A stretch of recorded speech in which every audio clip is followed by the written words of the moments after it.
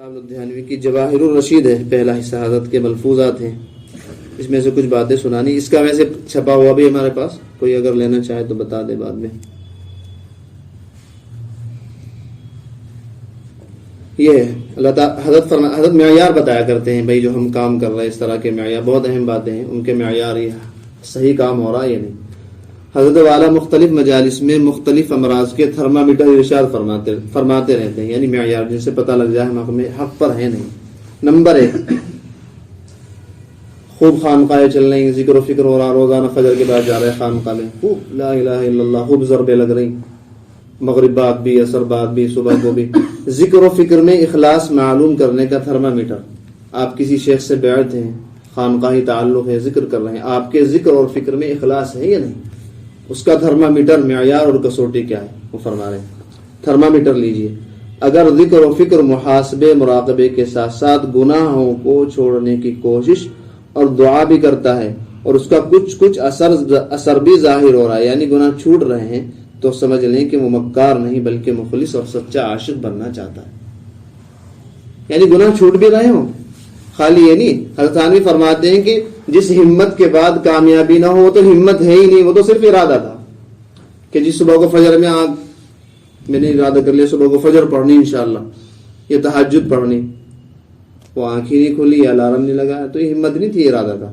تو فرما رہے ہیں کہ اگر ذکر اور فکر کے ساتھ یہ کوشش ہے کہ گناہ چھوٹ رہے ہیں تو سمجھ لیں کہ آپ مخلص ہیں اور سچے عاشق ہیں اللہ کے. کوشش کا مطلب یہ ہے کہ کسی ماہر امراض باطن کے ساتھ اصلاحی تعلق قائم کریں. بیعت ہونا ضروری نہیں، کسی کو آپ اپنا مشیر بنا لیں جس سے تعلق ہو. اللہ والوں کے پاس آنا جانا، ہم لوگ ڈرتے ہیں کہ اللہ والوں کے پاس جانے سے بیعت ہونا پڑتا ہے، فلاں نہیں، بیعت نہیں ہونا. بیعت ہونا صرف سنت ہے. ان سے تعلق رکھیے، ان کے پاس جائیے، اپنے دل میں جو خیالات آتے ہیں، جو پریشانی آتی ہیں وہ بتا دیے، میرے میں یہ ہے مجھے محسوس ہوتا ہے، تو اسی کو فرما رہے کسی ایسے آدمی کو بتائیں اپنے خیال. آگے سنیے. دعوت و تبلیغ میں اخلاص کا تھرمامیٹر. ہم لوگ دعوت و تبلیغ کر رہے ہیں، کسی کو سمجھا رہے ہیں، تو اس میں اخلاص ہے یا نہیں. ارشاد: جو شخص دین کی کسی بھی خدمت میں مشغول ہو، مدرسے میں پڑھاتا ہو یا دعوت و تبلیغ کرتا ہو یا نہی عن المنکر امر بالمعروف کرتا ہو، اس میں اخلاص ہے یا نہیں، اس کا تھرمامیٹر لیجئے. اگر اس میں 5 علامت پائی جائیں تو اخلاص ہے، ورنہ نہیں. اللہ کرے ہم میں ہوئے.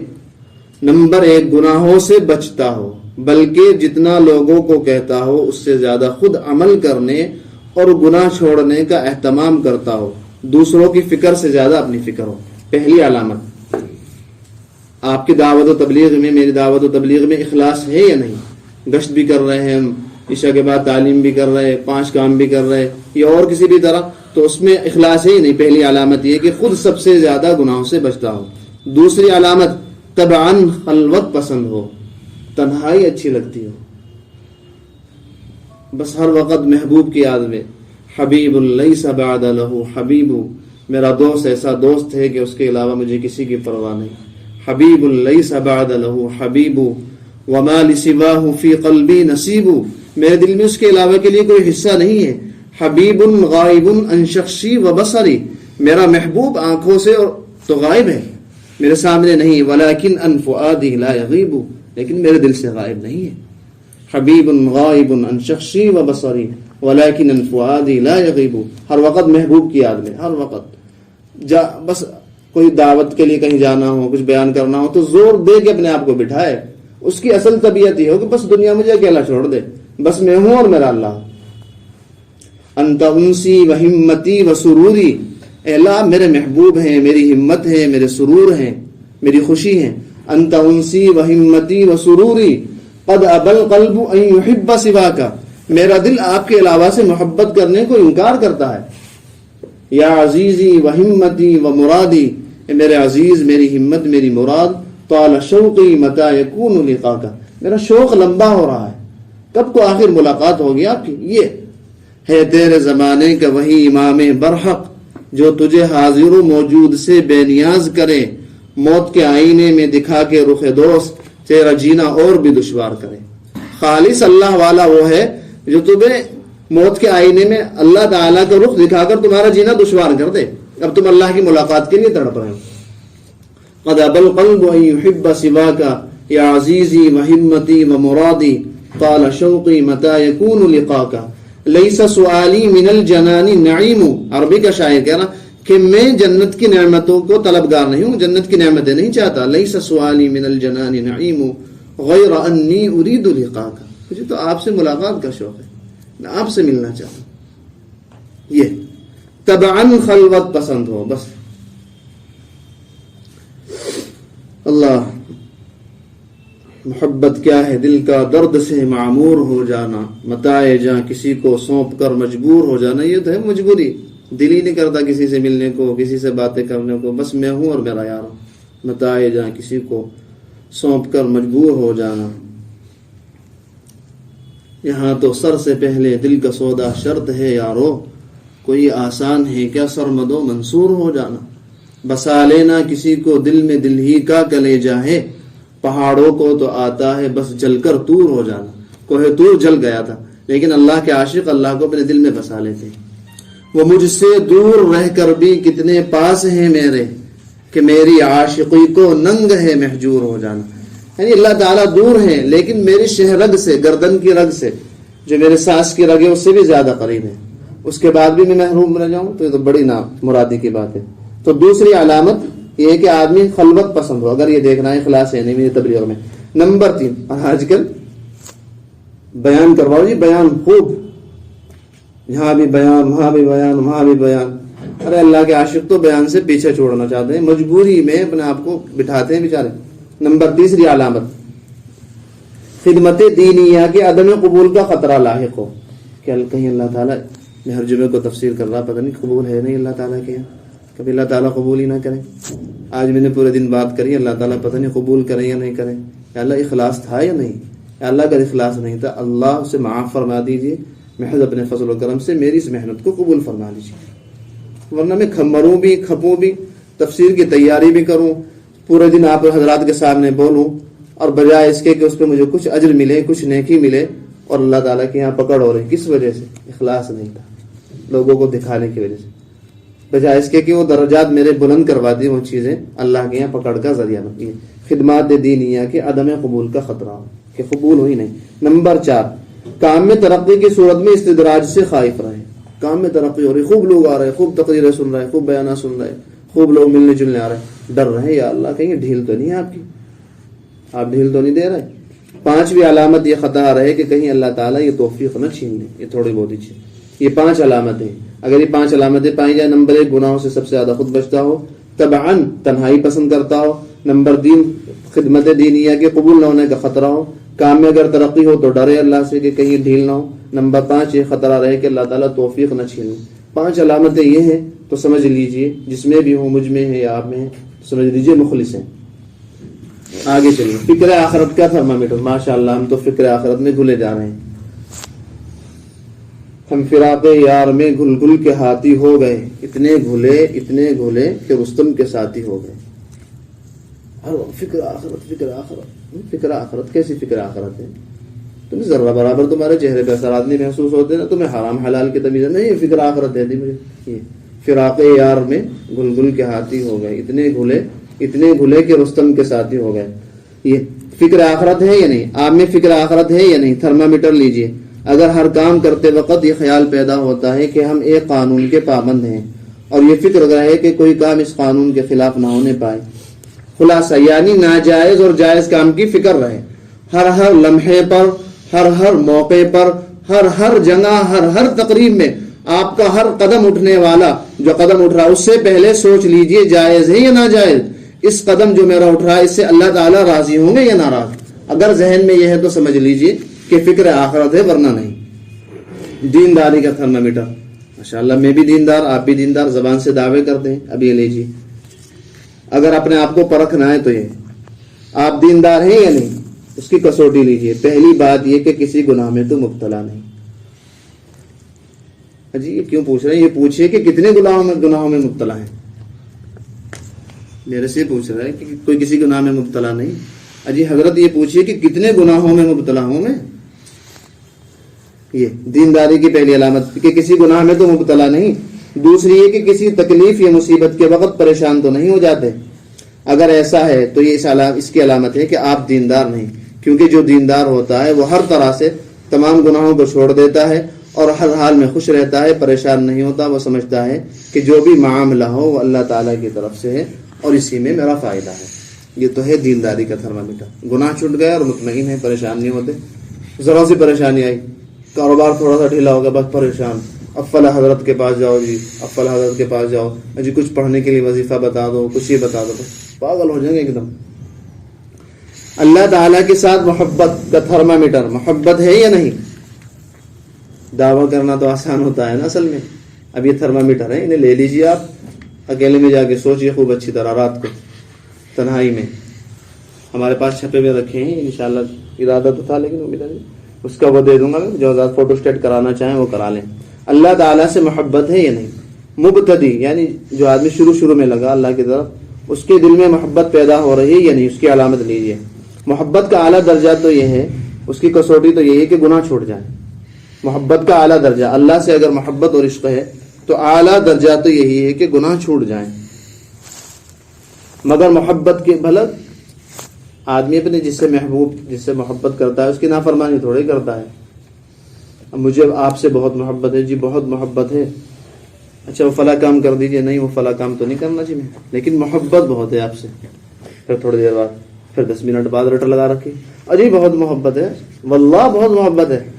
اچھا وہاں تک چلے جاؤ ذرا، نہیں وہ تو نہیں کرنا میں کام، لیکن محبت بہت ہے، اعلیٰ درجے کی محبت، اعلیٰ درجے کی محبت. یہ وہی مسلمانوں نے، کیونکہ دھوکہ دینے کے لیے اللہ اور اس کا رسول رہا نا صرف ہمارے پاس. اجی یا اللہ بہت محبت ہے آپ سے، بہت محبت، مر گئے آپ کی محبت میں گھل گئے. ذرا حرام سے بچ کے دکھا دو ہمیں 100%. اس کے بغیر کہیں کام چلے کیا؟ آج کے زمانے میں آدمی کوئی بھلا جھوٹ کے بغیر کاروبار چلے گا؟ کچھ نہ کچھ تو تھوڑی ادھر ادھر کو کرنا ہی پڑتا ہے، اشارتن یا کنایتن کچھ نہ کچھ تو کرنا ہی پڑے گا. یہ حال ہے مسلمانوں کا. یخادعون اللہ، اللہ تعالیٰ کو دھوکہ دے رہے ہیں. محبت کے ابتدائی درجے کے لیے گناہ چھوٹ جانا ضروری نہیں، بلکہ اس کی پہچان کے لیے اتنا کافی ہے کہ گناہ پر ندامت ہو اور اسے چھوڑنے کی فکر پیدا ہو جائے. جو شروع میں لگا اس سے اگر گناہ چھوٹنے لگے، گناہوں پر ندامت ہونی شروع ہو گئی، مثلا کوئی گناہ ہو گیا، دل میں غم ہو رہا، کڑن ہو رہی، اور چھوڑنے کی فکر بھی ہے، دعا بھی ہو رہی، کوشش بھی کر رہا کچھ نہ کچھ، تو سمجھیے کہ اس کے دل میں اللہ تعالیٰ کی محبت کا بیج پڑ گیا. گناہوں پر ندامت ہونے لگی اور اسے چھوڑنے کی کوشش شروع کر دی تو اس کی علامت ہے کہ دل میں محبت پیدا ہو رہی ہے، محبت کا بیج دل میں پڑ گیا. ہمت اور کوشش سے محبت میں اضافے کی کوشش کریں اور ساتھ ساتھ دعا بھی کرتے رہیں کہ یا اللہ اتنی محبت عطا فرما دے جو سب گناہ چھڑا دے. تو محبت کا اعلیٰ درجہ تو اسی وقت ملے گا جب تمام گناہ چھوٹ جائیں گے. اب دیکھیے اگلا تھرمامیٹر، حقیقت اسباب کے رسوخ کا تھرمامیٹر.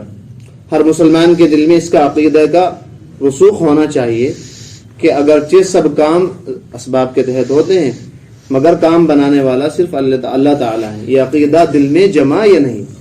کہتے تو ہم سب ہیں کہ اللہ تعالیٰ کام بنانے والے ہیں، کام بنانے والے، لیکن یہ عقیدہ جمع یا نہیں، اس کا تھرمامیٹر بتا رہے. اگر کسی کام کے لیے ایسا سبب سامنے آیا جو اللہ تعالیٰ کی رضا اور اس کے قانون کے خلاف ہے تو وہ اس سبب کو چھوڑتا ہے یا نہیں؟ مثلا کوئی ناجائز ملازمت مل رہی ہے تو اگر رزق حاصل کرنے کے لیے وہ ناجائز ذریعہ چھوڑ دیتا ہے اور اللہ پر نظر رکھتے ہوئے جائز ذریعہ حاصل کرنے کی کوشش اور دعا کرتا ہے تو معلوم ہوا کہ اس کے دل میں یہ عقیدہ اتر گیا. اگر کہیں سے ناجائز ملازمت ملی ایک دم دوڑ کے چلے گئے تو یہ زبان کا جھوٹ ہے کہ اللہ تعالیٰ کرنے والے ہیں. اب یہ اللہ تعالیٰ پر بھروسہ، اس کا تھرما، اللہ تعالیٰ سبب ساز بھی ہیں اگرچہ مسلمان کا عقیدہ یہ ہے، مگر کسی کے دل میں یہ عقیدہ پختہ ہوا یا نہیں، اس کے لیے تھرمامیٹر لیجئے. خوشی ہو یا غمی، یعنی اللہ تعالیٰ پر اعتماد، خوشی ہو یا غمی، چاہے کیسی ہی تکلیف ہو، ہر حال میں دل کی یہی کیفیت رہے کہ سب کچھ اللہ تعالیٰ کی طرف سے ہے، ذرا بھی پریشانی اور فکر نہ ہو. مذکور یہ عقیدہ دل میں راسخ ہو چکا ہے. اسے مختصر الفاظ میں یوں بیان کیا جا سکتا ہے کہ بظاہر کسی کام کے ہونے کا کوئی سبب موجود نہ ہو جب بھی دل مطمئن رہے. بالکل بھی کوئی سبب، کوئی کام مثلا آپ کو ضروری پیش آ گیا، دنیا میں ظاہری طور پر اس کا کوئی بھی سبب نظر نہیں آ رہا کہ کس طرح کام ہوگا. مثلا آپ نے حج کے لیے تیاری کر لی، نہ درخواست منظور ہوئی، نہ کچھ ہوا، پیسوں کا انتظام بھی مکمل نہیں ہوا، لیکن درخواست دے رکھی، سوچ رہے یا اللہ کیا ہوگا، کس طرح ہوگا، ظاہری اسباب نہیں، کچھ بھی اسباب چاہے ایک بھی سبب نہ ہو تو اس کے ہوتے ہوئے بھی آدمی پریشان نہ ہو، مطمئن رہے اور اگر سبب موجود ہو تو اطمینان میں ترقی نہ. ہلکی پھلکی تو ہوگی, یہ تو خیر حضرت تھانوی نے لکھا کہ کچھ نہ کچھ تو ہوگا, لیکن یہ کہ بالکل سارا بھروسہ ہی, مثلا 5 لاکھ روپے رکھ رکھے, اب حج کی نیت ہے, مطمئن ہے 5 لاکھ روپے پہ, نظر وہاں ہے کہ 5 لاکھ روپے رکھے حج پہ, تو بالکل اب تو جانا پکا ہی ہے. اگر بالکل اسی پہ اعتماد کر رکھا تو یہ صحیح نہیں ہے. آگے سنیے اللہ تعالیٰ. اچھا یہ بات ہوتی رہتی ہے کہ جو لوگ اللہ تعالیٰ کی 100% نافرمانی چھوڑ دیتے ہیں, اللہ تعالیٰ انہیں سکون قلب عطا فرماتے ہیں. اب اس کی بھی تو کوئی علامت ہونی چاہیے, ورنہ میں کہہ دوں گا کہ نہیں جی مجھے تو کوئی بھی کہہ دے گا, ٹی وی دیکھنے والا بھی کہہ دے گا, سود خور بھی کہہ دے گا, حرام خور بھی کہہ دے گا کہ علامت اللہ تعالیٰ نے یہ بتائی کہ اس کے دل میں سکون قلب ہوتا ہے. مجھے تو سکون قلب حاصل ہے, میں تو ایک ٹائم کی نماز بھی نہیں پڑھتا, نہ روزے رکھتا, تو اس کی علامت کیا ہے؟ یہ فرما رہے حضرت اللہ تعالیٰ کا یہ فیصلہ ہے کہ اس کی نافرمانی کرنے والا یعنی کوئی گناہ کرنے والا کبھی سکون سے نہیں رہ سکتا, کسی نہ کسی پریشانی کا کانٹا اس کے دل میں ضرور لگا ہوگا. اب یہ دیکھیے اس کی علامت کیا ہے. تھرمامیٹر لیجیے, جو شخص گناہوں سے نہیں بچتا اس کے پاس بیٹھ کر دیکھیں پریشانی اور بے چینی اور بڑھے. اب وہ آپ کو گئے تھے تسلی کے لیے, کاروبار نہیں چل رہا, ہاں آج کام ہلکا ہو رہا, ایسی الٹی سیدھی باتیں کرے گا, فلاں کام کر لو, یہ کر لو, وہاں سے لون لے لو, یہ لے لو, اور پریشان کر دے گا. اگر یہ بھی باتوں کے ذریعے پریشانی نہ ہو, لیکن خود بخود ایک گرمی محسوس ہوگی, دل کو پریشان سا ہو جائے گا آدمی اس کے پاس بیٹھ کے. اسی کو جو شخص گناہوں سے نہیں بچتا اس کے پاس بیٹھ کر دیکھیں پریشانی اور بے چینی بڑھے گی. اس سے ثابت ہوا کہ وہ خود کتنا پریشان ہے. جس کے پاس بیٹھنے والا پریشان ہو جاتا ہے وہ خود کس قدر پریشان ہوگا. جو واقعی سچے اللہ والے ہوتے ہیں, یعنی آپ ان کے در و دیوار میں جا کے دیکھیے, ان کی عمارتوں کو دیکھ کر ہی سکون ملنے لگتا ہے. جو واقعی اصل خانقاہیں ہیں, اللہ والوں کے گھر ہیں, ان کے گھروں کے قریب جا کے ایک عجیب سا سکون, ایک عجیب سی لذت, ایک سرور محسوس ہوتا ہے. اب یہ دیکھیے ان کی دلوں میں کس قدر لذت اور سرور ہوگا. اس کے برعکس جو شخص گناہوں سے بچتا ہو اس کے پاس بیٹھنے سے دل کو چین و سکون نصیب ہوگا. اس سے اندازہ لگائیں خود اس کے قلب میں کتنا سکون ہوگا جو گناہوں سے بچتا ہے.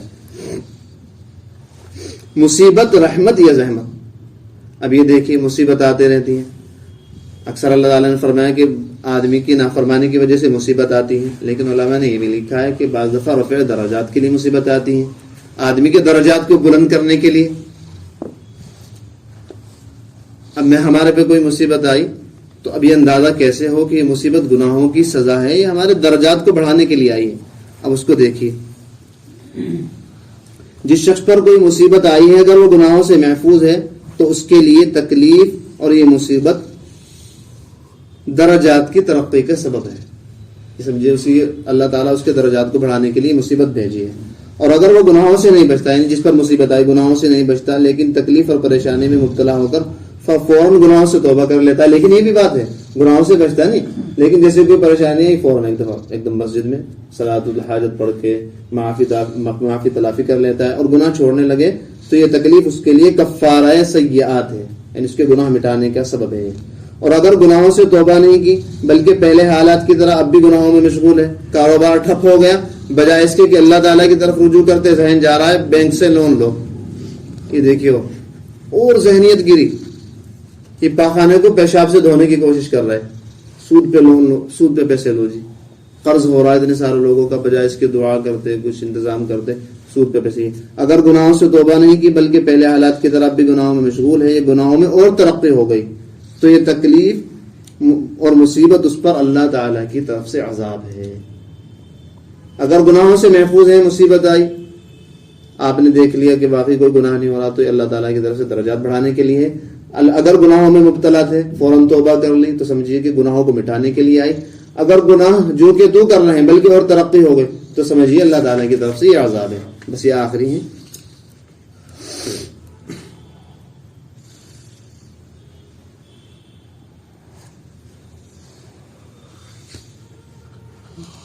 ارشاد, آپ کسی کو ہدیہ, یہ مضمون اہم ہے ہدیہ کے نام پہ, لیکن آپ دیکھیں اس سے کیا کیا حکم نکلیں گے. اب اس سے دیکھیے کمال کی بات. ارشاد, آپ کسی کو ہدیہ کے نام سے کچھ دے رہے ہیں تو یہ واقعاتاً ہدیہ ہے یا قرض. بہت مٹھی بند کر کے, ہاں جی حضرت بس بھائی کیا ہے اس میں, جی بس دعا میں یاد رکھیے حضرت, کچھ ہے بھی جی بس دیکھ لیو, کہنے میں دیکھ لیو, اچھا ٹھیک ہے یہ ہدیہ دے رہے. تھرمامیٹر لیجیے, اگر کسی کو ہدیہ دیتے وقت یہ خیال ہوا کہ اس کے عوض وہ بھی مجھے ہدیہ دے گا. اگر وہ نہ دے تو اس سے تکلیف اور شکایت پیدا ہو. تو یہ ہدیہ نہیں قرض تھا. میں نے کسی کو ہدیہ دیا, ذہن میں یہ تھا کہ شاید کبھی نہ کبھی یہ حوضری والے ماشاء اللہ ابھی نے میں نے ہدیہ دیا بھائی, وہ تو ویسے اشارہ کر رہا نہیں کسی کی طرح, مطلب کوئی پتہ نہیں مجھے حوضری والا ہے, وہ تو ویسے بتا رہا یہ حوضری والے ہیں, میں نے انہیں کچھ ہدیہ دیا 100-200 روپے. اب ذہن میں یہ ہے انشاءاللہ کچھ دن بعد سردی آ رہی, گرم سوٹ مل جائے گا پورا. تو یہ اب وہ نہیں ملا تو تکلیف پریشانی ہو رہی, بھائی سردی گزرنے والی تک نہیں آیا سوٹ. تو فرما رہے کہ یہ ہدیہ نہیں, یہ قرض تھا, یہ قرض تھا. اب دیکھیں اس سے کیا حکم نکلا آگے حق, اس سے شادی وغیرہ تقریبات پر مروج لین دین کا حکم. ان مواقع میں دینے والی کی نیت یہ ہوتی ہے کہ اپنی تقریب کے موقع پر واپس وصول کریں گے. 1000 روپے دیے تو 1100 آنے چاہیے. باقاعدہ سنا, دیکھا, کتنی ہی دفعہ تجربہ کیا. جب یہ بات ہو رہی ہے سب کو اس کا تجربہ ہے خوب کہ بھائی 1000 روپے دیے تھے, اگر اس کی طرف سے 1000 روپے آ گئے نا, خود ہم نے اپنے کانوں سے سنا کہ اتنے ہی دیے تھے اتنے آ گئے. وہ فکر میرے باقاعدہ لسٹ بنا رکھی, نام لکھ رکھے, بھائی وہ نام لکھ کے رکھیو فلاں کے کتنے پیسے آئے, عبدالستار کے 200 روپے, فلاں کے محمد سلمان کے 500 روپے. اب وہ سب لسٹ لگ کے تیار کر لی. بھائی عبدالستار کے یہاں نکاح کا وقت آ گیا, وہ رکھوائی تھی وہاں سے, وہ نکالی ذرا, دیکھا اس میں 200 آئے ہوئے, تو 250 دے دو چلو. فلاں کے یہاں سے 500 آئے ہوئے تھے, 551 دے دو. یہ ہدیہ تھوڑا ہی تھا, یہ تو قرض تھا.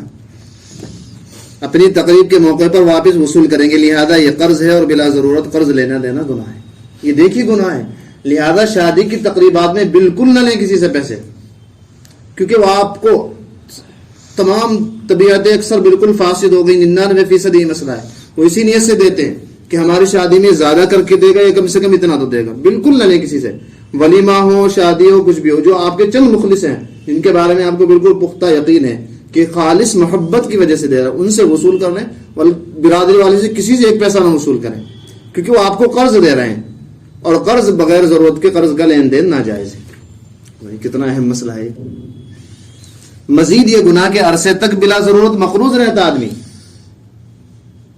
میری شادی ہوئی, 500 روپے مجھے دے دیے, اول تو وہ لینی چاہیے تھا, میں اب ان کی شادی کے انتظار میں ہوں, 2 سال بعد شادی ہوگی, اب 2 سال تک میں خامخواہ مقروض پڑا. ایک گناہ ہے, یہ مصیبت ہے, بالکل بے ڈھب ہو چکا. اللہ تعالیٰ بچاوے. بس اب تو بالکل آدمی واقعی کٹ کے رہے. جو اللہ والے ہیں ان سے تعلق رکھے, جو ان کا وہ ہمارا, بس یہ طے کریں آپ, جو ان کا وہ ہمارا, جو ان کا نہیں اس کے لات مارے. یہ طے کر کے چلیں گے جب تو پرسکون زندگی گزار سکتے ہیں دنیا میں, اور اللہ تعالیٰ راضی رہیں گے جب یہ طے کریں گے جو ان کا وہ ہمارا. تو مزید گناہ یہ کہ عرصے تک بلا ضرورت مقروض رہتا ہے. مر گیا تو عذاب میں گرفتار. بتائیے, لڑکی کی شادی ہوئی تھی, دھڑا دھڑ لفافے آ رہے, خوش ہو رہا, اب مقروض ہے, اب مر گیا تو عذاب میں گرفتار. کیونکہ سب کی نیت یہ تھی کہ ڈبل دے گا واپس, یہ کچھ نہ کچھ زائد کر کے دے گا, یہ اتنا ہی دے گا. تیسرا بہت بڑا گناہ یہ کہ عرصہ دراز میں کوئی قرض خواہوں کی موت بھی ہو جاتی ہے بیچاروں. جو شادی میں پیسے دے کے گئے تو وہی پہنچ گئے وطن. اب انہیں کیسے واپس کریں؟ جی کیسے واپس کریں گے؟ میرے ولیمے میں کچھ لوگوں نے دیے پیسے, وہ اتفاق سے مقدر ہے نا, وہ وطن پہنچ گئے. وطن وہی ہمارا اصل وطن تو وہی ہے نا, اس لیے وطن حضرت کی نقل کر دو, حضرت وطن پہنچ جانا, وطن کیا. تو اگر وہ وطن پہنچ گئے تو مزید گناہ یہ ہوگا. قرض خواہوں کی موت اور وراثت کی وجہ سے حقوق معلوم نہیں ہونے. فلاں صاحب مرے, بھائی ان کے وارث کون کون ہیں, اب کیسے لوٹاؤ گے آپ انہیں پیسے؟ یہ ہے شریعت. ان حضرات کے یہاں آپ کو صرف خالص شریعت ملے گی, اور انہی کی برکت سے ہم کہہ رہے ہیں کہ آپ کو بھی یہاں خالص شریعت ملے گی, کیونکہ ان کی باتیں بتائی جاتی اس طرح. حضرت پہلی بنیاد تو حضرت تھانوی رحمۃ اللہ علیہ, یعنی اور بھی ہیں الحمدللہ, موجودہ زمانے کے, قریب کے زمانے کی بات کر رہا ہوں. حضرت کے یہاں خالص 99% کیا 101% خالص گھی ملے گا آپ کو, خالص شہد. حضرت تھانوی کے یہاں خالص شریعت. اگر آپ کو دل میں داعیہ ہے کہ ہم خالص شریعت پر عمل کریں تو حضرت کی تعلیمات پر عمل کیجیے, آنکھ بند کر کر. ان حضرات کے حضرت مفتی رشید احمد صاحب, حضرت شاہ حکیم محمد اختر صاحب, یہ حضرات اس طرح کے لوگ. اچھا اب رمضان آ رہا, بات چلتی ہے, اب کیا ٹائم ہو گیا ہیں؟ 2 منٹ ہے ساتھ. ہاں بس انشاءاللہ بس یہ ہو جائے گی, 5 منٹ کر لیں گے, 1 2 اور. اگر کسی کا گھر میں کوئی ماں یا باپ نہیں ہے اور خالی میاں بیوی ہے اور بچے ہیں اور وہ اکیلا کمانے والا اور وہ اللہ کی راہ میں نکلنا چاہا تو اس کے لیے کیا معاملہ ہے؟ جائز نہیں ہے, جائز گناہ میں لگا کر چلا گیا.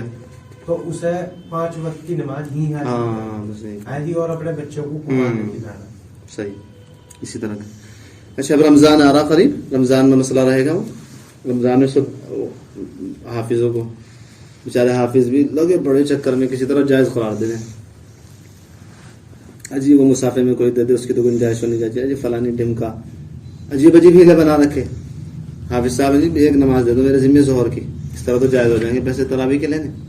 قرآن کریم سنانے پر لینے دینے والوں کی نیت کا تھرمامیٹر, یہاں تو سب کے لیے تھرمامیٹر ہے الحمدللہ. ارشاد, تراویح میں قرآن کریم سنانے والے حافظ کہتے ہیں کہ ہم للہ سناتے ہیں, اللہ کے لیے, ماشاءاللہ, اور ہمیں ہدایت دینے والے بھی اللہ کے لیے دیتے ہیں. یہ لین دین بطور اجرت نہیں. ان کے اس دعوے کی حقیقت معلوم کرنے کا تھرمامیٹر لیجیے. اگر انہیں کسی طرح اس کا یقین ہو جائے کہ انہیں قطعاً کچھ بھی نہیں ملے گا تو بیچ میں سے ہی بھاگ جائیں گے. واقعی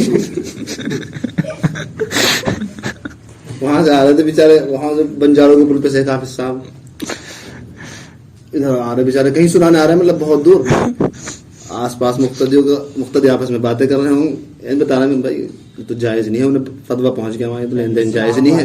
بڑی طبیعت خوش ہوئی ہے انشاءاللہ. تو اب انہوں نے تو آپس میں تذکرہ کر رہے ہیں کہ بھائی لین دین جائز نہیں ہے, نہ سنانے والوں کو دینا جائز ہے نہ سننے والوں کو. حافظ صاحب کو خبر لگ گئی, کچھ ہونے والا بھائی. اگلے دن ہی طبیعت خراب ہو رہی نہیں. تو یہ اگر انہیں کسی طرح اس کا یقین ہو جائے کہ انہیں قطعاً کچھ بھی نہیں ملے گا تو بھی سنانے کو تیار ہوں تو دعوے میں سچے ہیں. اگر یہ بات انہیں پتہ لگ جائے کہ کچھ 1 روپیہ نہیں ملے گا تمہیں, پھر بھی وہ حافظ سناوے تو واقعی للہ, اللہ کے لیے سنا رہا ہے وہ, ورنہ جھوٹے ہیں. کبھی اس کا تجربہ کر کے دیکھ لیا جائے, اگر معقول ہدایہ پیش خدمت نہ کیے گئے تو آئندہ ادھر کا رخ بھی نہیں کریں گے. اس سے ثابت یہ ہوا کہ ہدیے کے نام سے لین دین در حقیقت ہدیہ نہیں بلکہ اجرت ہے, اور یہ ہیلا اجرت متعین کر کے لینے سے بھی زیادہ برا ہے. اس میں 2 گناہ, ایک تو قرآن سنانے پر اجرت لینا, اور دوسرے اجرت معلوم نہیں کہ کتنی دے گی. شریعت کی نظر میں وہ معاملہ جس کی اجرت معلوم نہ ہو اس پر بھی گناہ ملتا ہے. مثلا آپ نے کوئی مزدور رکھا, نہ اس نے طے کیا نہ آپ نے طے کیا, تو وہ گنہ گار ہیں دونوں. معاملہ طے کرنا چاہیے کتنا دیں گے. تو اس میں کیا ہوتا ہے, تو قرآن سنانے پر اجرت, اور دوسرا یہ نہیں طے ہو پاتا کتنے پیسے دیں گے, تو وہ ڈبل گناہ ملتا ہے. تو یہ اچھا, یہ مبارکباد کا بہت لفظ ہے ہمارے یہاں. مبارکباد کا یہ آخری حضرت کا, ہاں 2 تھرمامیٹر لگے, ایک ہی ایک آخری. دعائے مبارکباد میں نیت برکت کا تھرمامیٹر. مبارکباد ہمارے یہاں اس میں برکت کے لیے کہا جاتا ہے. مختلف موقع پر لوگ ایک دوسرے کو مبارکباد کی دعائیں دیتے لیتے رہتے ہیں, اور خاص طور سے نکاح والے دن. تو یہ کیا اس سے ان کا مقصد واقعتاً برکت حاصل کرنے کا ہوتا ہے یا نہیں؟ تھرمامیٹر لیجیے. کمال ہے, دیکھیں کس چیز کے تھرمامیٹر ہے. جو شخص مبارکباد کہہ کر برکت کی دعا دے رہا ہو اور جو یہ دعا لے رہا ہو, اگر اس موقع پر ان کے دل میں برکت یا مبارک کے الفاظ سن کر یہ داعیہ پیدا ہوتا ہے کہ برکت حاصل کرنے کی کوشش کرنی چاہیے, تو اس کی دلیل ہے کہ یہ لوگ واقعتاً برکت حاصل کرنا چاہتے ہیں. مثلا نکاح کے موقع پہ کسی مبارکباد ہو, قرآن پورا ہوا, تو جیسے یہ لفظ سنیں تو ایک دم دل میں آوے, ہاں بھائی مبارکباد دے رہے, مجھے واقعی اس طرح کے کام کرنے چاہیے کہ اللہ تعالیٰ کی برکت حاصل ہو. برکت حاصل کرنے کے لیے 3 باتیں ذہن نشین کر لیں. برکت کا مطلب یہ ہے کہ دنیا آخرت میں پرسکون زندگی حاصل ہو جائے. ہم برکت کسے سمجھتے ہیں؟ 50,000 رکھے تھے 60,000 ہو جائیں, یہ برکت تھوڑا ہی ہے. دنیا اور آخرت میں پرسکون زندگی حاصل ہو جائے, ہر وقت لذت اور سرور سے سرشار رہیں, بس ہر وقت خوش, کبھی بھی کوئی غم و فکر قریب نہ آنے پائے. پریشانیاں آئیں گی, غم فکر نہیں آئے گا. یہ برکت کا ایک مطلب یہ. نمبر 2, ایسا سکون صرف اللہ کو راضی کرنے سے حاصل ہو سکتا ہے. نمبر 3, اللہ تعالیٰ صرف اور صرف گناہ چھوڑنے سے راضی ہوتے ہیں. برکت ملے گی اللہ تعالیٰ کو راضی کرنے سے, اللہ تعالیٰ راضی ہوں گے تمام گناہ چھوڑنے سے. حاصل یہ کہ گناہ چھوڑنے کی کوشش کرتے ہیں تو مبارکباد کی دعا لینا دینا صحیح اور کارآمد ہے, ورنہ بیکار اور محض فریب دھوکہ ہے. یہ آخری تھرمامیٹر ہے. حصول رضائے الہی کا تھرمامیٹر. اللہ تعالیٰ آپ سے راضی ہیں یا نہیں, اللہ تعالیٰ ہم سے اور آپ سے راضی ہیں یا ناراض, اس کا تھرمامیٹر لیجئے. اللہ تعالیٰ کو آپ کا اسلام پسند ہے یا نہیں, تھرمامیٹر لیجئے. اگر آپ ہر ایسے کام اور ایسی بات سے بچتے ہیں جس میں نہ دین کا کوئی فائدہ ہے نہ دنیا کا, تو اللہ تعالیٰ راضی ہے. اگر ہم چاہتے ہیں یہ دیکھیں اللہ تعالیٰ ہم سے راضی ہے یا نہیں, اس کا تھرمامیٹر. اگر ہم ہر ایسے کام سے اور ہر ایسے کلام یعنی بات چیت سے بچتے ہیں جس میں نہ دین کا فائدہ نہ دنیا کا فائدہ, اور بس والا کام, تو سمجھیے کہ اللہ نہ دنیا کا, تو اللہ تعالیٰ راضی نہیں. اگر ایسا کام کر رہے ہیں جس میں نہ دنیا کا فائدہ نہ دنیا کا, اور آپ کا اسلام اللہ تعالیٰ کو پسند نہیں. اور اگر فضول کام اور فضول کلام سے بچتے ہیں تو اللہ تعالیٰ راضی ہیں, اور اللہ تعالیٰ کو آپ کا اور ہمارا اسلام پسند ہے. کتنا آسان تھرمامیٹر ہے. اللہ تعالیٰ راضی ہیں یا نہیں, بتائیے کون اس باتوں پہ غور و فکر کرتا ہے. حضور اکرم صلی اللہ علیہ وسلم کا ارشاد ہے, من حسن اسلام المرء ترکہ ما لا یعنیہ, انسان کے اسلام کی خوبی یہ ہے کہ فضول کام اور کلام کو چھوڑ دے. یہ خوبی ہے اسلام کی. چنانچہ امام ربانی مجدد الفسانی نے اپنی کتاب میں ایک حدیث نقل کی ہے, علامت اعراضہ تعالی عن العبد اشتغالہ بما لا یعنیہ, بندے سے اللہ تعالی کی ناراضی کی علامت یہ ہے کہ وہ فضول کام یا فضول کلام میں مشغول ہو جائے, فضول بات چیتوں میں. اگر یہ ہے تو اللہ تعالیٰ ناراض ہے. اللہ تعالیٰ مجھے بھی اور آپ کو بھی عمل کی توفیق عطا فرمائے. سبحان اللہ. کچھ کہنا آپ؟ سبحان اللہ والحمد سبحانک اللہم وبحمدک ونشہد ان لا الہ الا انت. یہ لے لیجئے, پرچہ ہے اس کا. ان حضرات کو تھرمامیٹر وقتاً فوقتاً پڑھتے رہیں تو جبھی تو ذہن میں رہے گا. سبحان ربک الحمد للہ رب